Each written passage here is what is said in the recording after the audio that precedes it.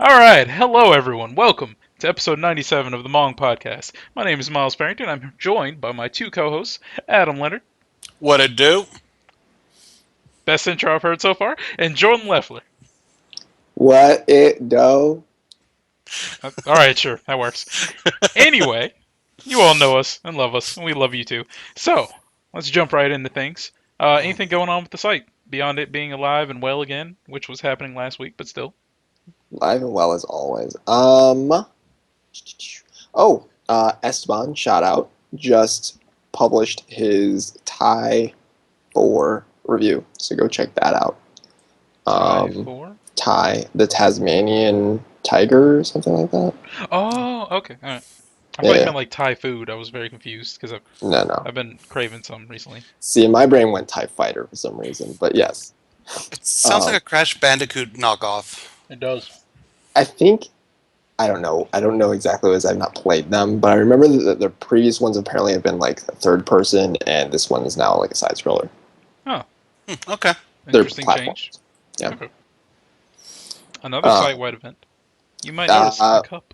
we're still hiring. We are. We're always hiring.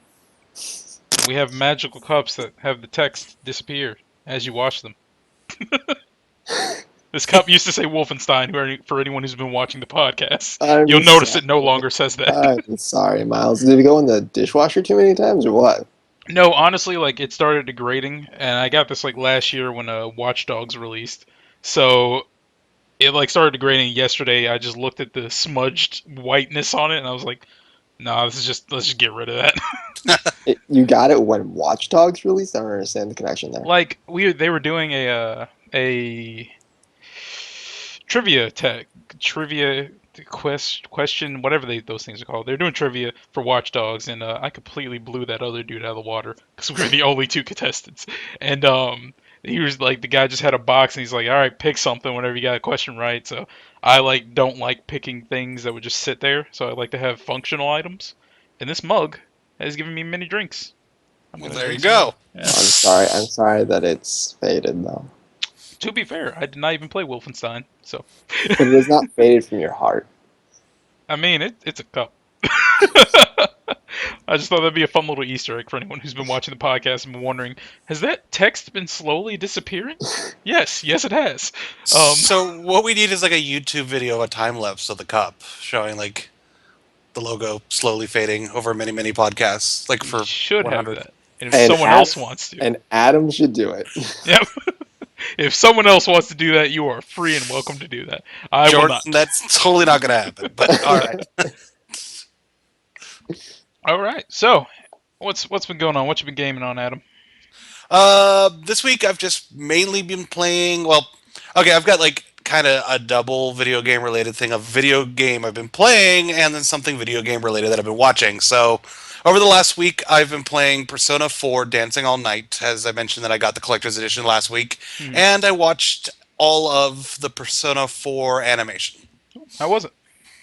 The animation was really good. Actually, it was like crazy. It's probably like the best video game adaptation I've ever seen because it like literally adapts everything about the video game. There would be like things like side missions that you would think that they would never touch on because they don't have time for that. And Hmm. then also they have an entire episode that sums up all of the side quests you do in Persona 4. And it's kind of like crazy the amount of detail they put into it and the amount of inclusion it has of like the game and everything in the game. That's Cool. pretty cool.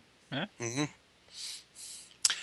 but yeah, Persona 4 Dancing All Night's been a really fun game. I'm surprised how strong the story is, and yeah, it's probably a must play for any Persona 4 fans out there. Now, Dancing All Night. That is a rhythm-based game, right? Yes, Okay. basically, now that I've played it, I could tell you a little bit about like kind of what it's about. Mhm. So basically, in Persona 4, one of like the main kind of party members you get later in the game is this girl named Rise who was basically like a pop idol who'd kind of retired and moved to like the city wherever her hometown, which is where all the stuff takes place.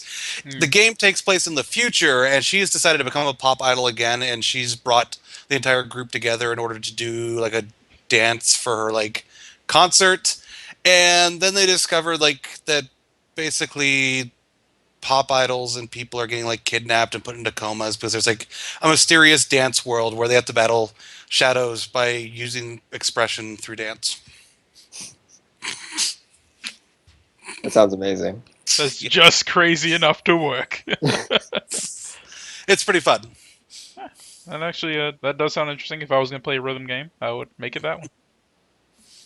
Yeah, it would take Persona 4 in order to get me to play a rhythm-based game. Like, I I'm considering it, Hmm. but my backlog is like so large right now that I'm Right. starting to realize that I can't do certain things. Yeah. I'm starting to realize I have limitations. I don't like it. Mhm. Um, so yeah, that's gonna have to wait probably forever. Well, what is it currently waiting on? What are you playing now that's holding you back? There is no change in video games that I've been playing. That's Um, fair. and there will not be, as I've said before, for quite some time. Although Metal Gear Online did come out today, and that's gonna happen when I find the time. Yeah, I really want to try it. Adam, you said you tested it out a little bit and got your Yes, I did actually play a couple rounds. what? Yeah. Oh, good. No, what'd you think? I thought it was a lot of fun. It reminds me how much I suck at like multiplayer online things. I mean, it's basically kind of like playing Metal Gear Solid, except it's like two teams playing against each other. Hmm. And I played because there's like 3 or 4 different modes you can play, and I played something called Bounty Hunter mode, where basically each team has like a finite number of lives, and basically the way the game works is like every time you kill one of their people, they lose a life, and so essentially you play until either one team or the other has run out of all their lives or the time ends. And then it's kind of cool because you can get lives back. You can essentially steal lives from the opponents if you manage to Fulton them instead of just straight out killing them. Oh, cool. hmm yeah, I get killed a lot. Um, Sometimes even without me seeing it, like some dude will just sneak up behind me and just end me. It happens. The guy that sneaks up behind all of us and ends us. And there seems to be like some kind of leveling system in it. Like you start out at level 1, and then like as you like level up, it seems like you're going to gain access to more things and more abilities and stuff. So it seems that there's something of a hook to keep on playing other than just to keep on playing. Does it seem like stealth actually like plays a role in it? Yes. Cool. Um, Nice. definitely because you've got like your crouch and crawl stuff. Like you'll be very interested because like you'll be trying to snipe somebody and then you get them once, but then they dive behind like a barrier or some railing, and all of a sudden you don't see them again because they just proceed to crawl, instead of. So I That's mean, awesome. so yeah, definitely the mechanics you learned are very important I think in the play. Cool. Nice. Cool. Honestly, that game mode reminds me of the old Battlefront, Star Wars Battlefront, where Hmm. each team had lives. I ate many of my team's lives, but I enjoyed it. Just run. I would always do that. Just like run right into like the fray things and just Yeah. lose 100 lives. I wouldn't like intentionally do it, but I was not good at that game. No, I don't think. I think the vast majority of people were bad at that game, and that's why there were so many lives. Probably, yeah.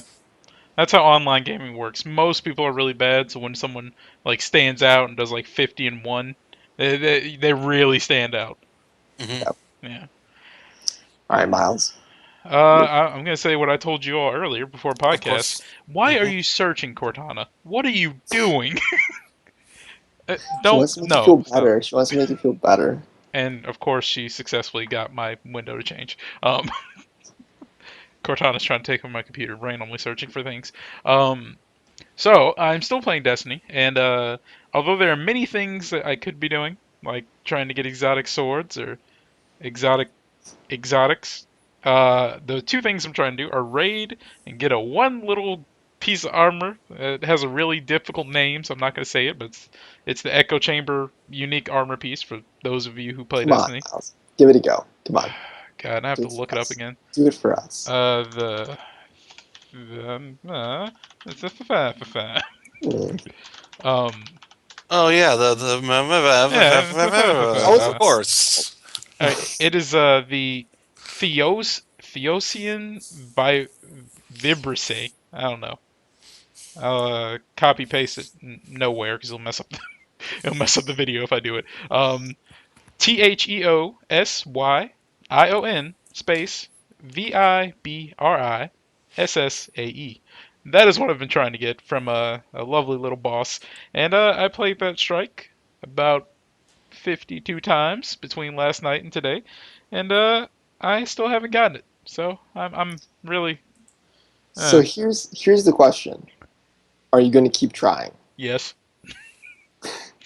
I have nothing better to do in the game except for raid, and if I don't have a raid party, then I can't raid. So I'm gonna keep trying until I get them, and when I do, it'll feel really good because then I will just level them up to as high as I can and be happy. Okay. Yeah, they look really awesome. If you ever get a chance to look them up and I'm sure see they them do. I mean, they got like moving, I've noticed the armor looks like even better than it used to. yeah, this one's like. Do you remember anything about the game or enemies? Yeah. The Vex Harpies, you remember them? Yeah. It looks like one of their plates, and you know how it opens in like a triple formation. It's Mhm. like one of their plates, and it has like the tendrils and stuff that come out, and they're moving while they're on your arm. Oh, cool. Yeah, so it looks really awesome, which is why I want it because it looks awesome. Even I actually told my friends who were trying to help me earlier, even though there was nothing I could do.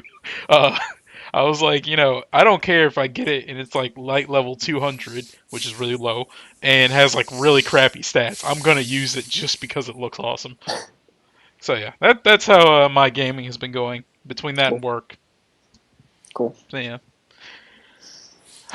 All right. Well, that was what we're playing. Yeah, we're playing some fun games. You all should play the fun games too for the funsies. I'm gonna try to play some fun, different games next time. For the next podcast, that is my goal. I'm gonna play something other than Metal Gear, and I'm gonna talk to you guys about it. Now, what are the chances of that actually happening? It is gonna be an attempt. Because you can attempt and fail. That's a thing. Yeah. So, quick side note before we move on. Yeah. Charlie in the chat asked you, Jordan, well, how would you feel if Hideo Kojima made a rhythm game?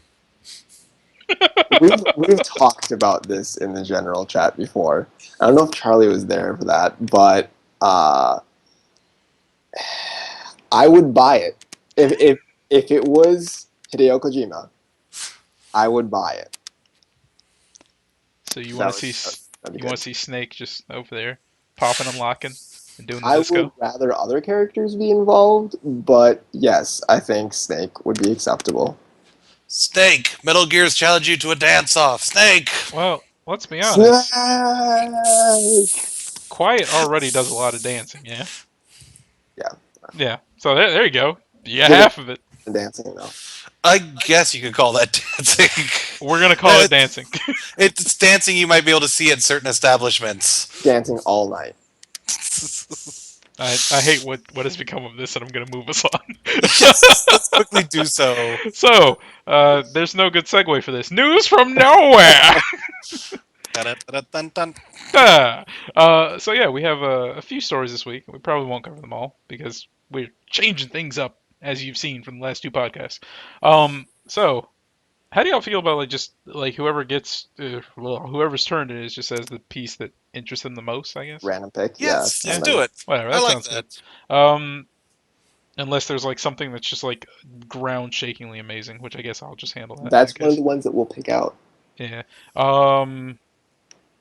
What do I care about most on this list? There's the obvious choice, but I'm gonna go with the not obvious choice. So guess what, guys? We now know what games you'll get for October if you're a PlayStation Plus member. And I wish this ad would go away so I could actually read them to you. I don't want to go to the Art Institute's Game Informer, please. There we go. All right, so if you are a PlayStation 4 player coming October, you can get Broken Age, which is pretty good. Yeah, I From think. what I've heard, yeah. Yeah, from what I've heard. Super Meat Boy, if you're just a horrible masochist and you like beating yourself up on the face and neck. And Unmechanical Extended, which I have never heard of until this very moment. If you're a PlayStation 3 player, you can get Chariot, Kickbeat, Kung Fu Rabbit, and also Unmechanical Extended, which is the second time I've heard that game's title in my lifetime. And on Vita, you can get Broken Age, Kickbeat, Kung Fu Rabbit, and Super Meat Boy, and surprisingly not Unmechanical Extended. So, you have through Monday, October 5th to download all the September titles. So, yeah, you can't get them. I think you can still get them, honestly. They're kind of wishy-washy with their timing on this. What do you guys think of these lists? Of this list? Whatever. I was fairly pleased to see it. I have not played any of those games, and they've always seemed fun, especially Broken Age. Broken Age, I've heard a lot of good things about, and I really want to try it. I played some of Broken Age, not all of it, and I enjoyed what I played. And maybe I'll go back and play it on my PS4. Nice. Is it both parts? They tend to go like all out when they do this, so I'm Okay. gonna assume so. Right. All right. That'd be my guess, yeah. Yeah. I am pleased enough with the list. I probably won't actually put all that much time in any of these simply because Super Meat Boy tried it. I don't care for games that are that difficult. Mm, Uh, mm. Broken Age, I'll probably give it a try and then not finish it because let's face it, Destiny. And Unmechanical Extended, from what I'm seeing, is a puzzle game. I think not like pure puzzler, but like one of the fancy pantsy puzzlers. That's a tongue twister. Is that on Vita, too? No, just PlayStation 3 and 4, and Xbox apparently. Yeah.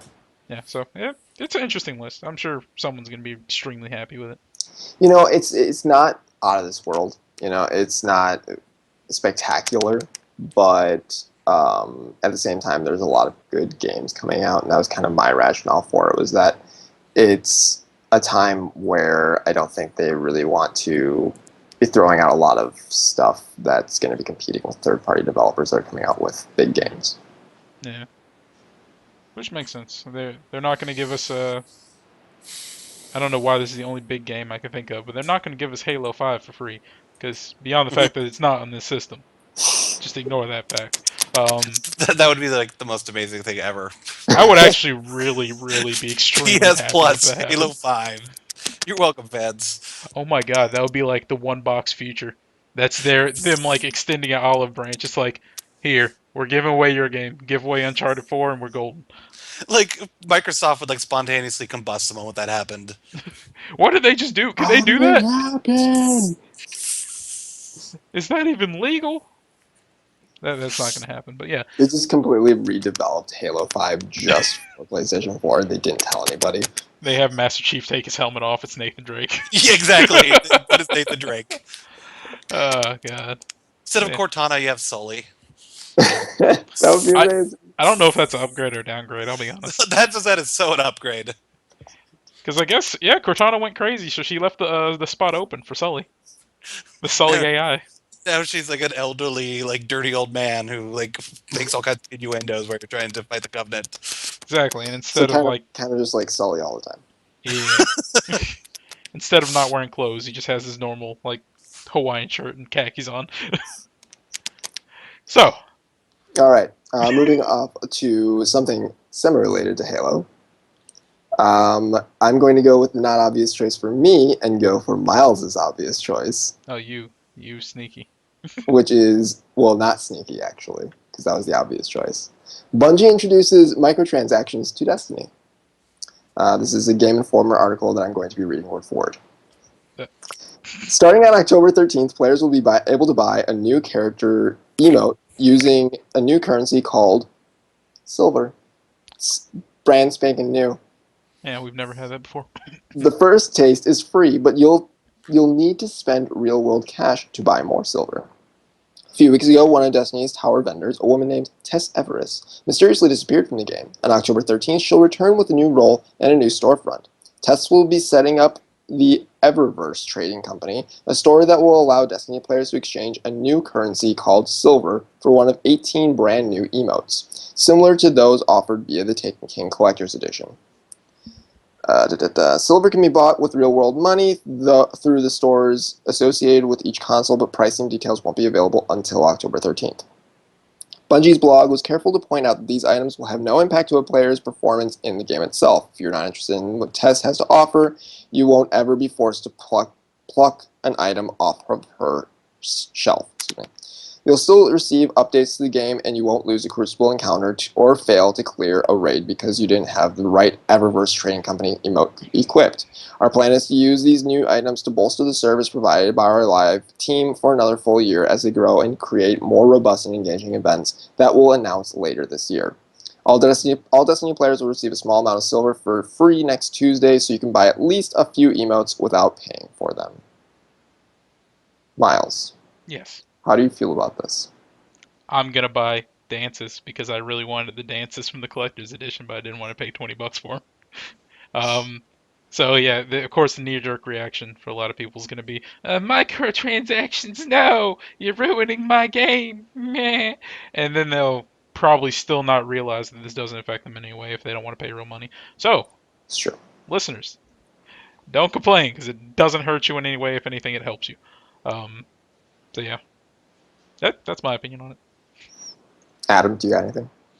My knee-jerk reaction was to be negative about it, but as I listened to the article, I mean, I suppose it makes sense because Destiny has existed for how long, so I suppose they probably do need to find a way to continue to be able to regenerate revenue so they can continue to generate content. So, Yeah, so I'll give it a shrug and say, it's fine.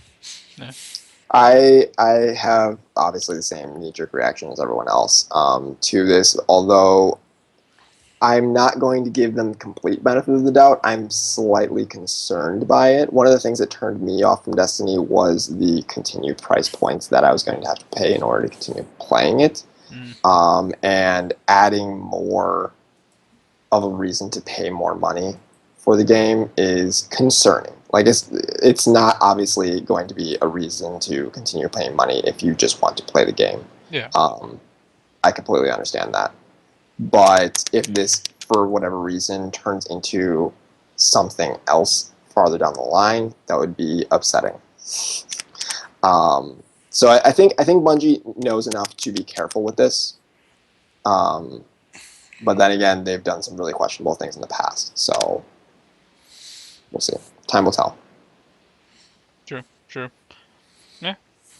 I hope it'll literally just be. Why are you searching again, Cortana? I hope it'll literally just be, this is instead of having the really stupid X dance for X race, it'll just be like, hey, you can buy this dance for like $2. That's that's That's a little that's high, a but that's a sticking point too. We'll see how much they actually cost. yeah, yeah. I And hope like $5 can give you maybe two dances, but I get the impression that part of the reason why they're not revealing that is because they don't want to get everybody up in a hub, like really upset before that actually happens. Because I feel like any price point, people are going to bitch. yeah, yeah. Um, Well, but I know you're not very well in tune with the Destiny community. They complain a lot, a lot, a lot. I Um, was the Destiny community for probably close to 6 months, so I there you go. understand. You know how it is. Yeah. Yeah. Honestly, like I don't see how this can like really, unless they like just come out with something amazingly stupid. I don't see how this is actually going to hurt the community because it's like the people who want the extra stuff can buy it. It's not going to help them. It's not going to make them better. It's not going to make the game pay to win. It's just like, hey, look at this dance I have that you don't have. Ha ha ha. This does nothing. I'm just getting shot while I'm doing this in the middle of combat. And literally, like, I don't remember if they mentioned in the article, but they said also that like this is in conjunction with this, they announced that like they're going to be trying to release more meaningful content for free. So like more quests, missions, etc. And I'm like, okay, so essentially the people who want this stuff are going to be paying a little bit, and everyone's going to benefit because they get free stuff pretty much.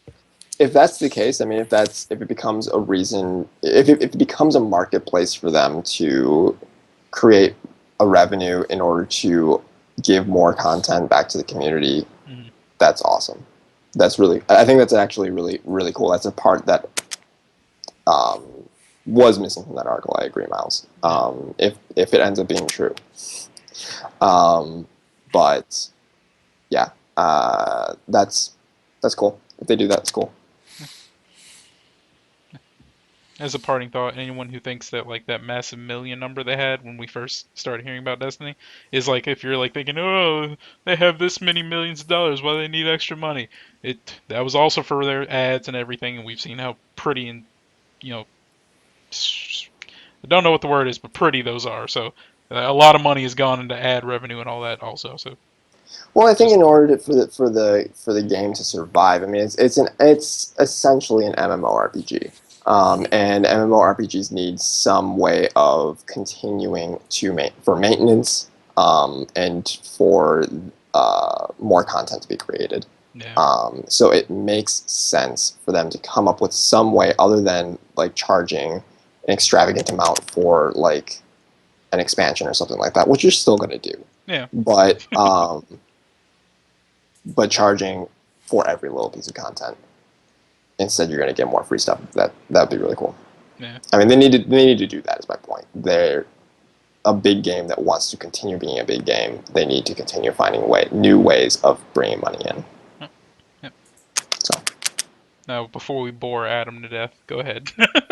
Let's move on to the next topic. go ahead, Adam. I, on the other hand, I'm going to go with the exact news story that you'd assume I would, because Lord knows I love bagging on Konami's decisions. So, as we've recently covered, Konami is swore up and down that no, they're still taking, they're still taking video games seriously, and they can see a future for the Gear Solid franchise. And then a story like this drops: the Metal Gear Solid franchise might be coming to Pachinko. If a new trademark filed by Konami Parlor Entertainment is any indication. Konami has filed a Big Boss trademark in specific relations to video games and board games, as well as smartphone games, metal games, slot machines, and pachinko machines. I'm pretty sure that this has been a running joke, like for the past 3 weeks on the podcast. Yeah. I don't know. Yeah, I don't know. Just Metal Gear Solid pachinko machine. I don't even really have anything like intelligent to say about that, other than I need That's to say all you have to say. Like that's all you have to say. Metal Gear Solid pachinko machine. I have no word. Besides, I am not surprised at all. This is exactly what they would do. It almost feels, you know how like petty everything was before Kojima left, and like they were removing his name from like box art, like there's all this crap coming out about him. Like this feels almost the same. Like it's continuing. Like they're like, well, we have Metal Gear now, so let's just do whatever the hell we want with. Let's just bend it over a pachinko machine. Snake, you must assert more yen, or else Liquid's gonna destroy outer heaven. I don't know what any of that means. Yeah, it's really it's This is rhythm just like based game. I would take a rhythm based game so many times over. Besides this, well, at least that would be a video game also. sure. Pachinko isn't really a video game. Let's be honest. But yeah. This is a shame. Anyways, that's literally all I have. Like, it's just Metal Gear Solid pachinko game. You just want We to can move drop on. that bomb and leave. Yeah, I think the title is a joke. Like that's the joke, the punchline right there. I don't think I need to follow up. Do you think like in like another week or so, Konami's gonna be like, JK, you guys, see, we're funny too. We can be non corporate assholes. They won't. You know they won't. We all know they won't. So, I guess we'll cover one more story before we get to Sure. the thought from Go nowhere. for it, Mouse. I'm gonna tackle this one just because it actually, for the sake of FarCry being very popular. So Yeah. apparently there was a cave painting that was revealed earlier this week that Mm-hmm. was made by Ubisoft, or something. I'm not completely sure. I'm not completely up to date on everything because I don't pay attention to Far Cry. The original story from our dear friends at Game Informer who don't know we exist. Ubisoft is teasing something on its website right now, which looks like a cave drawing. The video, which is streaming live via YouTube, shows a flickering flame and a crudely drawn person holding a bow and spear. That looks like a bow and a torch, but okay, I guess I have a different definition. The title, or the video title, indicates that it's tied to an upcoming announcement that will be revealed soon, and it's a pretty safe bet that this isn't tied to Rainbow Six Siege, the Crew or Division, for obvious reasons, because cavemen. So, they go on, there's an update. That was some time later. An errant tweet has revealed that Ubisoft's ongoing video tease appears to be Far Cry Primal. While the message has since been deleted, it's been captured for posterity and posted on blah blah blah blah. Because let's be honest, the internet takes pictures of everything. Everything. You can see the first image is from the tweet, or in a tweet from the IG in Turkey, which names the game and translates roughly to the first images of Far Cry Primal. And they reached out to Ubisoft for comment, and they said they'd update when the response is had, but they haven't updated.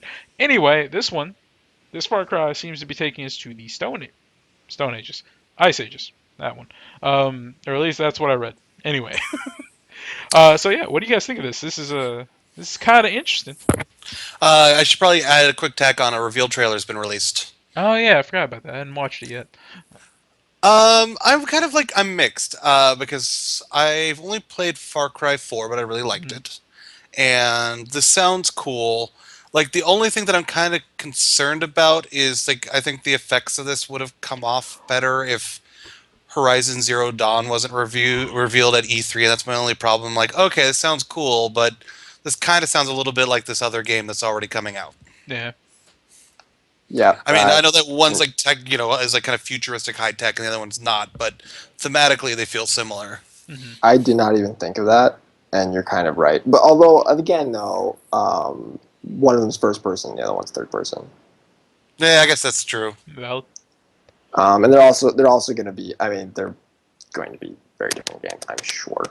But I don't know. I like this idea. Like I like the idea of Far Cry. I've always been attracted to it. Hmm. I've never, made it my approach and hit on it all that much, but I played the second one for about 20 minutes and didn't like it. I remember that. But Far Cry 4 I was really interested in, and I haven't picked it up, but like it's still kind of one of those games that I'm looking at like somewhere down the line, like maybe I'll play that. But now that they're talking about this actually seems way more interesting because I like that kind of Jurassic Age, Primal Age, Ice Age era. It's part of the reason why I liked Horizon Zero Dawn so much. Like it looks really cool, and it's also got a twist on it by having like this futuristic aspect.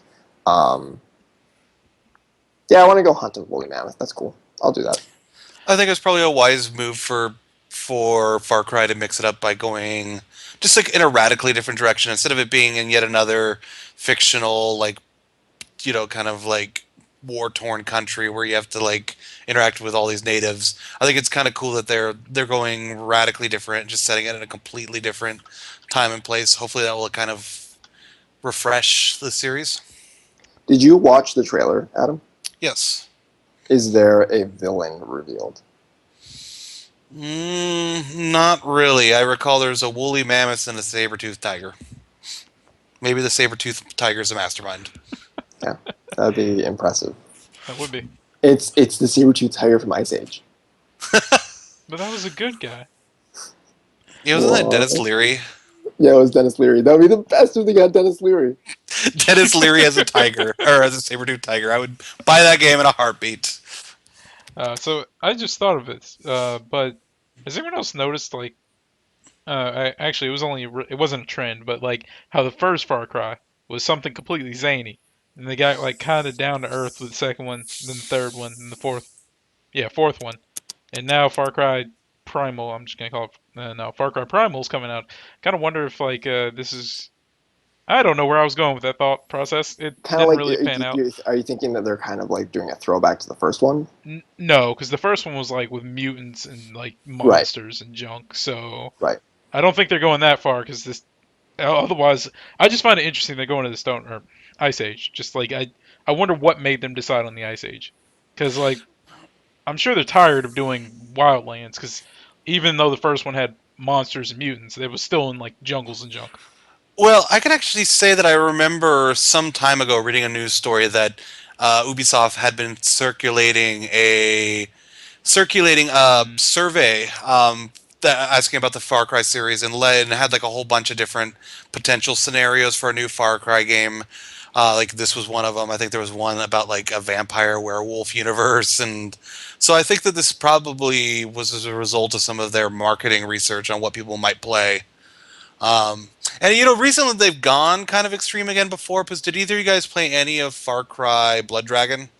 Oh yeah, I forgot about that. No, I didn't.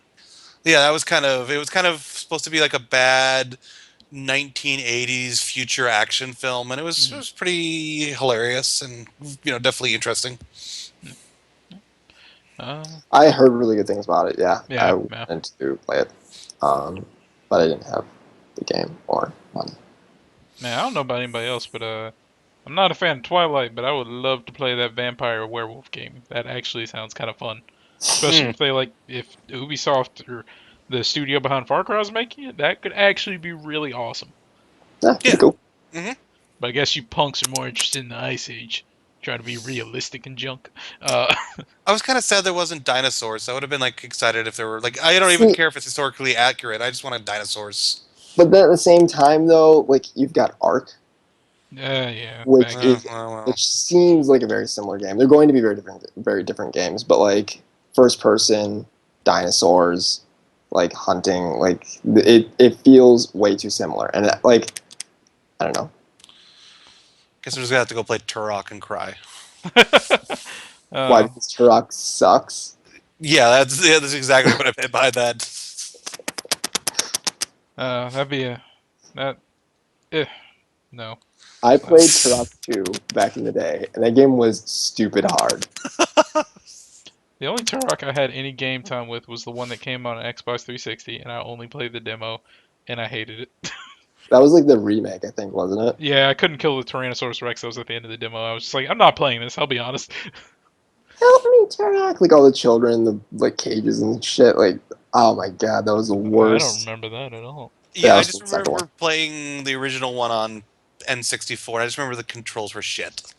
Well, N64 controls were not all that amazing as I remember them. Yeah. I had Turok 2 on N64, and I did play competitive multiplayer with like friends a lot. Like we would play Hmm. 4-player multiplayer all the time, Hmm. and there's one level or something where you could like fly on pterodactyls like randomly. Like you couldn't do it any other point in the game, but that one. Oh, so you were that kid. Like every other kid, at their house had like GoldenEye to play with, and you were like the kid who had I Turok. had Goldeneye. I had Goldeneye. You Oh, were you the say that weird now. You kid, say that now. the weird dinosaur kid. But yeah, you gotta love those game mechanics that appear for one level and then never come back. Right? So, gents, what do you say we turn our thoughts to some unfortunate fellows in the games we speak of? Are you talking about the thought out of nowhere? Nowhere. Nowhere. I don't know what I think about that intro yet, but yes. So, for all you wonderful listeners who are wondering what our funny little off-topic topic of topicness will be for this week, we are talking about the goons of video games, and that includes, and this is general, just goons of video games. But the question posed, or that I typed up last week anyway, when it was probably 1 a.m. I was tired. What exactly is the story behind all those goons and minor enemies you defeat on the way to the big bad? Like, just to give an example, when I first thought of this topic, it was a while ago. I was talking with my friends, and I was sitting there, and I was just like watching them kill guy after guy, and it started with the phrase, "Why did he think he was gonna be the one?" Because you have to understand. Like I look at my kill stats in Destiny, I have killed over 20,000 things in Destiny. Oh no, 200,000? I think it's 200,000. That would probably be more accurate. Yeah, I've killed a lot of things in Destiny, and every time I do, just a little bit in my brain is just like, of course they do kill me, but like after they see, like, in the lore, they have a reason for you to be resurrected in the lore. Your ghost legit just brings you back to life. That is in the lore. They acknowledge it. They're like, these dudes are undead, and we're not going to question it. So let me ask, why does that one goon who rushes you with his little pistol and his hopes and dreams, why does he think he's going to be the one to take you down and put you down permanently? What do you Well, gents think of you have this? to also ask the question of how many of these goons are actually thinking. In Destiny, I know most of them are. The majority of Are them are they're sentient. sentient, aren't they? Yep, Yeah. the majority. what are they thinking? In Destiny, they're thinking, um, damn, I want on that Dinklebot. Damn, I want Dinklebot back, is what they're thinking. Yes. They never had Dinklebots, but No, okay. no, as in back from You mean the you. Traveler? No. Isn't Dinklebot not in the game anymore? Oh, okay. I'm sorry. I thought I, you meant the ghost itself. I'm sorry. no, no. Okay, yeah, that makes some sense. Okay, I got you. Yeah. Adam, what do you think of goons and their thought processes? Well, I actually have a literary quote that instantly came to mind when this topic came up. So I'm going to get a little bit like classy and elevated here for a second. Excellent. Oh, You guys read much? Oh, yeah. probably not as much as I should. Okay, well, fair enough. But one of my all-time favorite authors. I don't know if either of you guys know who a man named Terry Pratchett is. Heard of him, Yep. never read his work. He recently He's passed good. away. Dude. He did, sadly. He is a fantasy writer slash humorist who wrote a series of fantasy novels set in this kind of universe, a kind of medieval-esque universe called the Discworld. What Oh, made his okay, yeah. books really stand out is all of his books tend to be kind of allegorical for modern-day issues, Mm, except he kind of sets them in this other universe so he can comment on stuff without directly commenting on stuff. He's a very witty, funny person, and I just wanted to share the opening quote for one of his books, which is called "Guards, Guards, Guards," which is kind of the first in a series of books about basically the town watch, the town police of like the main city in this universe. mm. And the quote is this: "They may be called the Palace Guard, the City Guard, or the Patrol. Whatever their name is, or whatever their purpose in any work of heroic fantasy is identical. It is, round about chapter 3, or 10 minutes into the film, to rush into the room, attack the hero one at a time, and be slaughtered. Nobody's ever asked if they wanted to." Yes. Yeah, that's very Yes. topical. Yeah. Um, so kind of my pick is like the most miserable universe to have to be a goon in is we talk about this a lot, but this was like the one that today jumped to mind is how much would it suck just to be like your average soldier in like the Metal Gear universe? Yeah. Because basically your life sucks. All you know is war. That's all you do. You're all jacked up with all kinds of weird machines and stuff that people are Yep. injecting in you to make you more efficient. And still, you're just like a person. Like inevitably, you're probably gonna get killed by like a giant robot or like crazy like genetic super freaks that are gonna like tear your mind to shreds or like shoot you with missile launchers. It just seems like you're not particularly useful and you're gonna die in like a really horrific fashion. And it's just kind of sadistic because really like these bad guys have enough like heavy armament to really deal with the situation without them. They're basically there just to kind of get killed one by Yep. one. Best case scenario, you get Fultoned and brainwashed. Like that's best case scenario. And then you have like a high possibility of getting a weird well, okay, I gotta stop. That's Jordan hasn't played that far, so we'll leave it. We'll leave it. Like even that's not particularly Get potentially gonna go well a for you. weird. A weird. You get a Get a weird. weird. So I just realized goons are the gaming villain's worst weakness. What do we level up on? If the gaming villain came at us at the very beginning of the game, they would one shot us. But all throughout the game, we are leveling up by killing their goons and foot soldiers. That That is the was biggest always weakness. my thought behind, and we'll bring it back to a couple past two podcasts. The Legend of Zelda: Ocarina of Time. Hmm. Like Hmm. Ganon puts this shit like inside of all these temples, or like, Yeah. or he leaves it there. Okay, and he could like totally take them, keep them, like make them completely inaccessible, and keep them in very dangerous locations, or in like underground or something, like in Hmm. completely like oblivious places. And Yeah. yet he lets you go through these temples and level up and become a badass. And by the end of it, you can kill him. I With had a that. jar. You can kill him with a jar. I had totally had the same thought actually about that too. About that break in logic. It's like, haha, he's never gonna get through this temple. He'd need the boomerang to do that. Now, where should I put that boomerang? I know. I should put it in another part of this temple. Perfect plan. Yeah. Yeah. I mean, don't worry, fans and listeners. We do acknowledge that, of course, if the villains played it this smart, there would be no good games. But still, it's just interesting to think about. Now, another thought I've had is like, what if that goon had like family, and this is like kind of depressing, but like, what if the dude that you just blew his face clean off of his face? What if his like kid or his daughter or his wife is like waiting at home for him? It's just like gets like the pink slip. I don't know what color the paper would be of the note that just comes home. It's just like, so Steve died today. Poor Steve. Steve.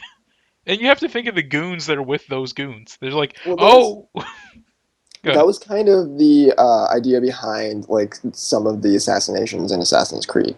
Mm, Like you would like kill people, and then you would like find out more about them, and like almost I feel like out of the ones that I've played, there was always you would learn something about them that was almost redeeming quality about what they were trying to do. yeah. And while they weren't necessarily the goons or like the nameless guards that you're just like throwing knives at on the rooftops, there were usually a lot of like smaller assassinations that still had those like cutscenes that Mm, you would learn something more about them. Uh, you know, really like our boy Kojima kind of capitalized on that when you think about it, because like probably the most iconic goons from like the probably the most iconic or repeating goon from the Metal Gear Solid series is the one that you keep on coming across who's like shitting in every Yeah, game. And then what does he uh, do in Metal Gear Solid 4? Turns see, him into a full-fledged, fully fledged character. yeah, and then he marries Meryl. yep. Mm-hmm. Yep. Bullshit. And he becomes kind of awesome. Let's be honest. Yeah, What's his name? Johnny, I believe. yeah. Yeah, Yeah. Kiba, Johnny Kiba or something. Yeah, that sounds right. Um, yeah, he was actually kind of a cool character by the end of the game, especially when you realize why he's pooping himself constantly. Well, and like, well, he basically saves everybody's life Yeah. ultimately. Yeah. Um, but yeah, it's just interesting thoughts. Just like what? My Go yeah. ahead. No, I was gonna say my pick for like the game that like I just kept coming back to Mhm. was or a series I suppose was God of War. Yeah, a lot of those guys died really badly. Like really badly, and like I don't think any of them are ever really associated with any person, like any specific god or anything like that. So like they don't know who they're working for. They don't know why they're throwing themselves against this guy who's going to disembowel them. Okay, and that's their life. Yeah. What? Charlie just threw out a really good one. What about all those poor police officers in the Grand Theft Auto series? Yeah. The police officers didn't have it off as bad as like the homeless people in my game. God, that's awful. And to be fair, the police officers didn't. They're not even the bad guys. They're just. Let's be honest. You're the bad guy in that game. Yeah, that's definitely true. They're trying to be the good guys, and you're just like, nope, not gonna have it. Not having any of that. Um, yeah, but like, what? You also have to think like these guys are the most courageous characters in any video game because like I said, they see their friends just get blown to smithereens right next to them, and they're still coming at you. Courage and stupidity, I feel like, have very blurred lines. You're not wrong, but it's still a factor that they're like, Steve. Since I don't know why Steve is always the name I Steve, use for random Steve. people. Steve is like just legs and a smoldering head right now, but I'm gonna take down this guy for Steve. You know what's got to be really demoralizing is to be like demoralizing. Has got to be one of the henchmen in like the Mario universe because they can't even like deal with like a middle-aged, overweight plumber with like height issues. Oh god, you're not Somehow he can wrong. manage to jump like 3 times his body height and land on him. They're just watching him, just like, this isn't even fair, man. I'm a We monster. I made can't him do that. small. We He made can him small. he can throw fire now. Great, just great. Oh god, I was you either of you watch Rick and Morty or read the comics? I've watched some of Rick and Morty. Yeah. So the comics, they have their own little, comic. And everyone there's like a little side thing that goes on, like a little comedy blurb or whatever. It's like 2 or 3 pages that it goes on. And this one that I read this week was, oh no, this was actually the comic. This was actually the topic of the comic. And it was like these guys who were like serving America. It was like in some alternate universe. There was like a lizard man, a barbarian woman, this guy that looks like Mr. Poopy Butt, if you all have seen that character. And they're like going through this like it looks like not Cambodian, but just like a militia esque place, like Che Guevara esque kind of looking place with people that are dressed up in those kind of outfits, South American, etc.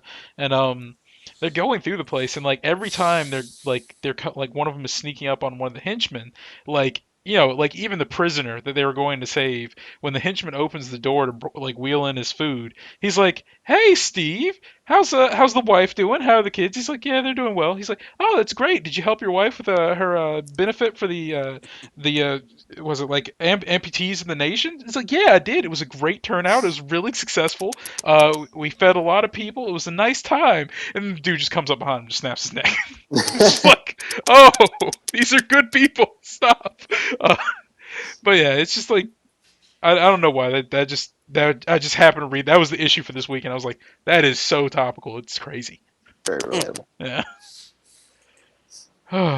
Those poor goons though. All damn goons. R.I.P. Goons, pouring some out for you. Yep, yep. But if I had some to pour out, there we go. I have a cup, but I'm not gonna pour it out because this is my computer. So you can act like this is the top, and I'm just. hmm Miles doesn't truly care about the Goons. I don't care about them enough to ruin my computer. No. Fair enough. Fair enough. Miles, I think we need to have like in loving memory, and then just like have it like slowly play across like the rest of the episode towards the end, just like a fade in and out of nameless goons. How about this? To that, We all imagine that happens.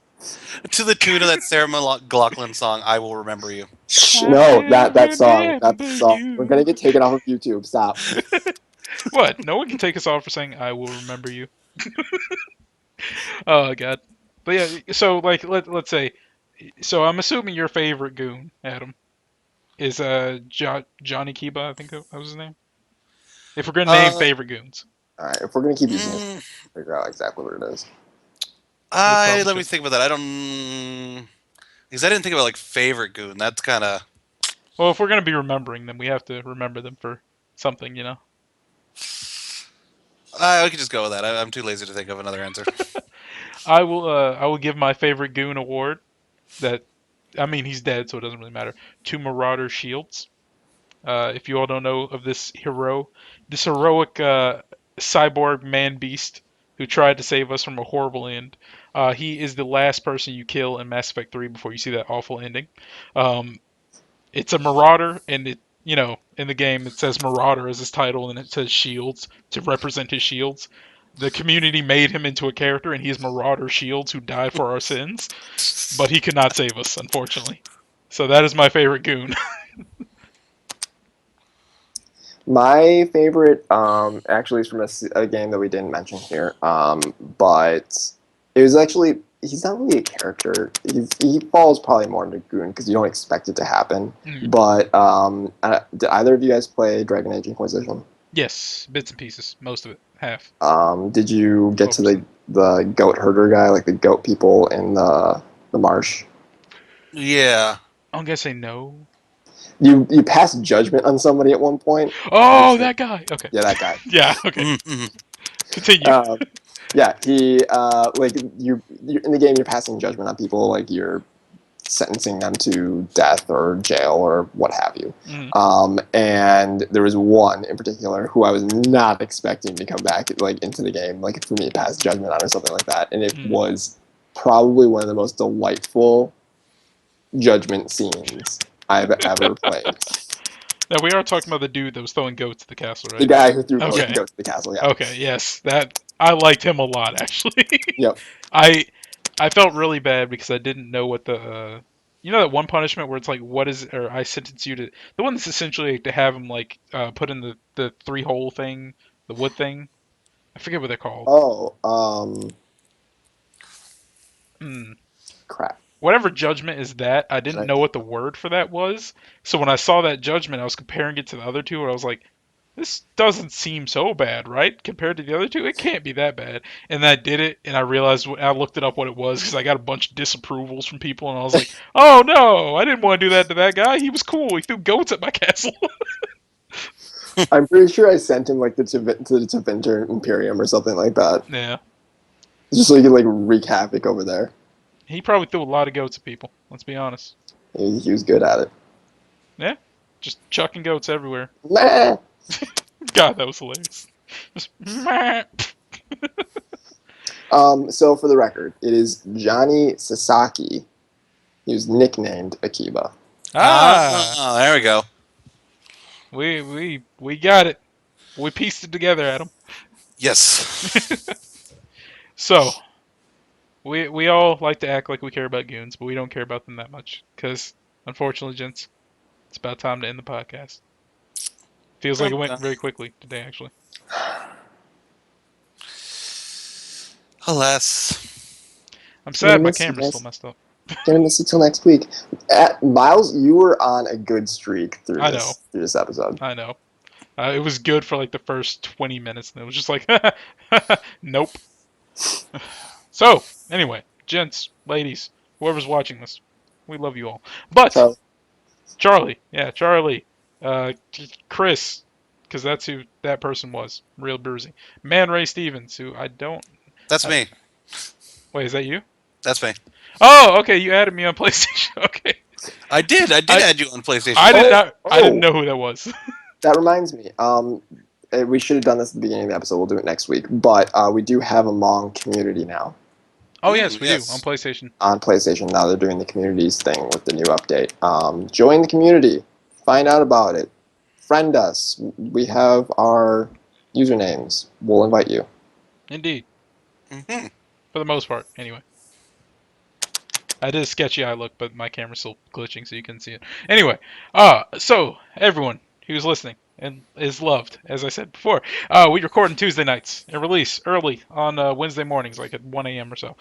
You can email us at contact.mong@gmail.com for if you have a good idea for a thought for nowhere, or if you just have questions about our beautiful faces. You can also find our Mong Twitter account at mong.com. Dot is spelled out. You can also find us on YouTube at Mong Network and Middle of Nowhere Gaming Plays. You can find us, our Twitch channel is, if you're watching this live, Mong Plays. If you're not watching it live, you should come watch it live because we're awesome. Eh? We're awesome live. Yes, We'll we are. talk to you. Yeah, live. we will talk to you. We'll talk to you. We'll address you by name like Charlie and Chris and other people Man Ray If Stevens. and Man Ray Stevens. if you were the new kid in high school, we would totally let you come and sit with us for lunch. Well, I wouldn't, but I just have aversion towards new people. Miles is at his own table. You can also find us on Facebook, Tumblr, and Instagram by searching for Mong. Again, we're likely the not offensive one. We try to be as little offensive as possible. That's not right. Less offensive As the least offensive. I don't know. Whatever. Make unoffensive that sentence work. inoffensive. Yeah, okay. Okay, Stop. listener, make that Stop. sentence work in your head, and that's what I said. So, check our website out, middleofnowheregaming.com, for all of our latest editorials, news, reviews, and our beautiful faces. And last but not least, I, on Twitter, am Furious Milk. I am fanboy_Adam. And I am JL_Fluer. Yeah, and if you can't figure out how to spell any of those, viewers who are watching the video, you can check right below our faces. They're down there. And anyone else, you can come to YouTube and check out the video, because we're not going to spell it out every podcast. Anyway, it's been lovely to spend some time with you folks. Mong. Mong. I disapprove of that. Mong. Way to end strong, Jordan. All right, gents. We are done.